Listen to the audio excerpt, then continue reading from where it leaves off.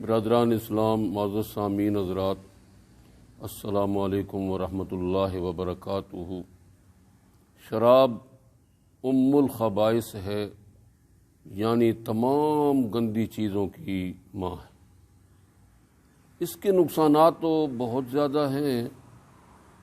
ایک نقصان اس کا یہ بھی ہے کہ امت مسلمہ کو جب بھی دشمن سے شکست فاش ہوئی ہے، اس کے پیچھے آپ دیکھیں گے کہ کوئی شراب نوش حکمران ہوگا۔ شریعت میں، اسلام میں تو مطلقاً نشہ حرام ہے، چاہے وہ چھوٹا ہو، بڑا ہو، کم نقصان دہ ہو، زیادہ نقصان دہ ہو۔ لیکن نقصان دہ ہونے کے اعتبار سے نشہ آور چیزوں کی کئی قسمیں بنتی ہیں۔ کچھ کم نقصان دہ ہیں، کچھ ان سے زیادہ نقصان دہ ہیں، کچھ اس سے زیادہ نقصان دہ ہیں۔ پچھلے بیان میں میں نے تمباکو نوشی کے نقصانات کے بارے میں عرض کیا تھا۔ آج میں چاہتا ہوں کہ شراب کا حکم جس وقت آیا، اس وقت دنیا میں شراب نوشی کے اعتبار سے جو حالات بنے ہوئے تھے ان سے آگاہی کراؤں، اور شریعت میں شراب نوش کے لیے کیا سزا مقرر ہے وہ بیان کر دوں۔ تو جب شراب نوشی کی حرمت کا حکم آیا، اس وقت حالت یہ تھی، پوری دنیا میں کثرت سے شراب نوشی ہو رہی تھی۔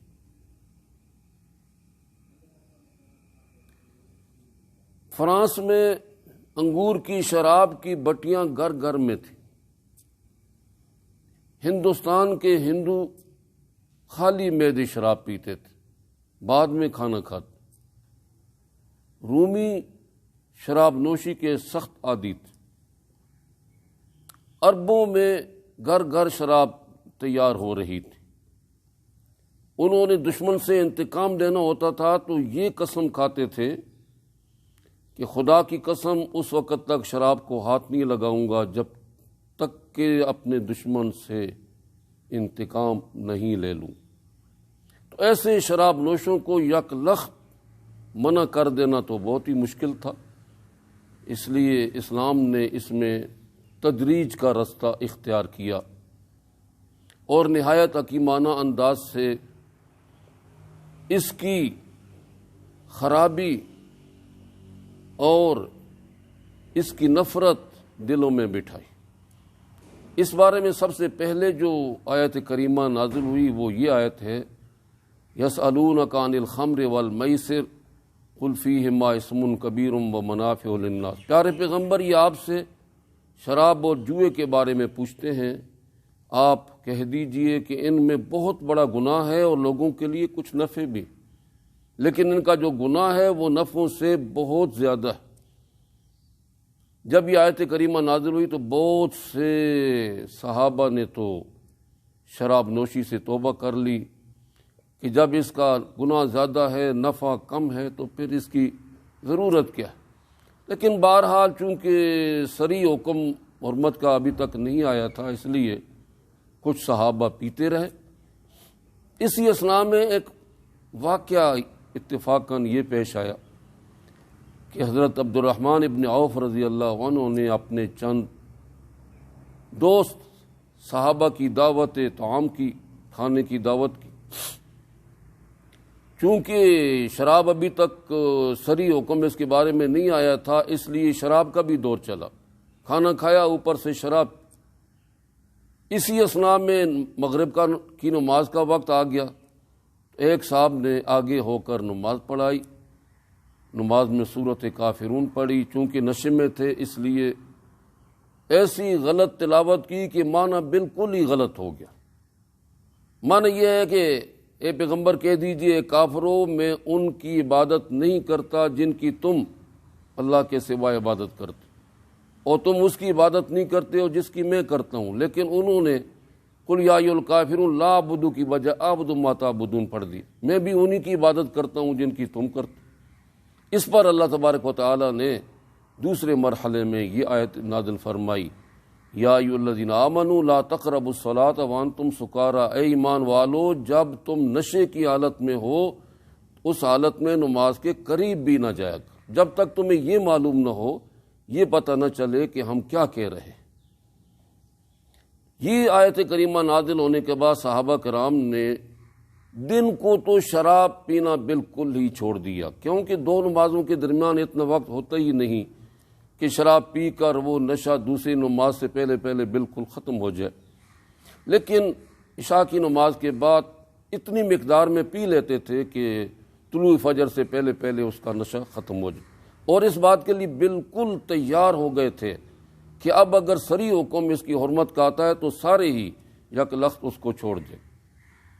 تو تیسرے مرحلے پر سورۃ مائدہ کی آیات نازل ہوئیں، یا ایھا الذین آمنوا انما الخمر والمیسر والانصاب والازلام رجس من عمل الشیطان فاجتنبوہ لعلکم تفلحون، اے ایمان والو شراب جوا ناپاکی ہے، گندگی ہے، شیطانی عمل، اس سے بچو تاکہ تم کامیاب ہو جاؤ۔ لوگ اعتراض کرتے ہیں کہ جی شراب کے بارے میں حرمت کا لفظ کہاں آتا ہے قرآن کریم میں؟ حرامیم، حرمت، حرام کدھر آیا؟ تو عرض یہ ہے کہ یہ حرمت کا لفظ تو کسی گناہ کے بارے میں بھی نہیں آیا قرآن پاک، سود کے بارے میں نہیں آیا، زنا کے بارے میں نہیں، ہر ایک گناہ کے بارے میں نہیں وارد ہوئی ہے، نئی تحریم کے لیے ہوتی۔ اللہ تعالیٰ نے فرمایا یا ایھا الذین آمنوا لا تاکلوا الربا، اے ایمان والو سود نہ کھایا کرو۔ دوسری آیت میں فرمایا ولا تقربوا الزنا، زنا کے قریب بھی نہ جایا کرو، تو نہیں وارد ہوئی۔ اور یہ نہیں جو ہے یہ تو بڑے عجیب انداز کی ہے، 10 بار مختلف انداز سے، انداز بدل بدل کر منع کیا گیا ہے۔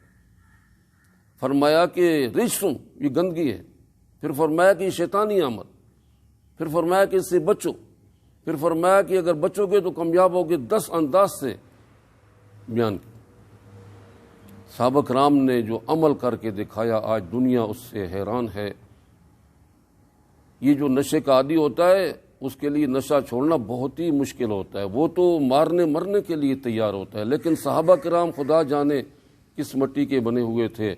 جب یہ آیت کریمہ نازل ہوئی تو یہ بات تواریخ میں ملتی ہے کہ انہوں نے شراب کے مٹکے توڑ دیے، مشکیزیں بہا دیے، اور اگر کسی کے ہاتھ میں جام تھا شراب کا وہ منہ کی طرف لے جا رہا تھا، آواز کان میں پڑی یا ایھا الذین آمنوا انما الخمر، بجائے منہ کی طرف لے جانے کے وہیں پھینک دیا، زمین پر دے مار۔